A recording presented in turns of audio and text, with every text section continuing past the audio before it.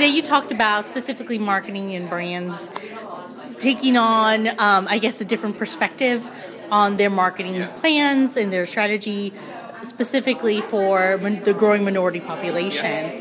So how did you first get involved with this topic? Like, when did it come up on your radar? Great question. Certainly within the last 4 or 5 years, I mean, you've always seen kind of insensitive ads and things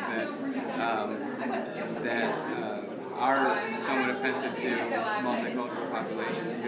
We have a long history in the country of multiculturalism, obviously. But I think in the last several years, as marketing intelligence has really grown and people have gotten more and more data heavy, you've seen it even more. You've seen more brands even trying to take that step and realizing that there's this great growth potential, and now I can identify and isolate people and have this one-to-one conversation with and that kind of scientific approach. The point that I was making is that it's left the art side of advertising behind. And so much of what you're talking about, like getting to know your audience and getting, I guess, being insightful in the advertising, it's almost like 101 stuff. It's very basic.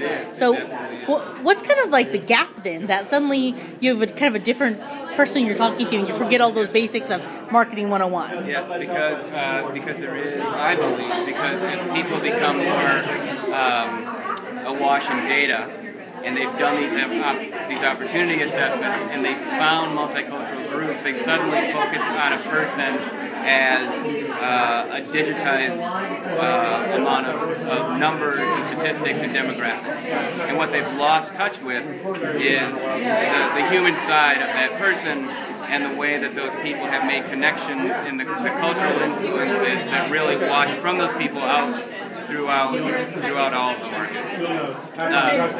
And so it's really what I'm calling for is a step back to basics, right? It's not forgetting that who you're talking to is a person. They're not a collection of stereotypes, right? They're not someone that can be duped by a glamorized kind of situation that you portray. And so it really is, to your point, a very simple ideal, but something that we seem to have lost touch with. So you're with Google. Yes. Can you tell me anything about what Google's doing to prepare for the next, 2050? Sure. Oh. In many ways, Google is such an enabler of the kind of marketing, almost missteps that I talked about. I mean, we provide marketers with tremendous amounts of information and insight. And I think what our call is to be more responsible in the way that we're using those with brands and helping brands think through these issues and realizing that there are some very basic marketing fundamentals behind them that they have to have hold of. So Google's role is really part as enabler, but very much importantly, part of consultant, part of marketing strategists to ensure that we're not forgetting those really basic parts of marketing.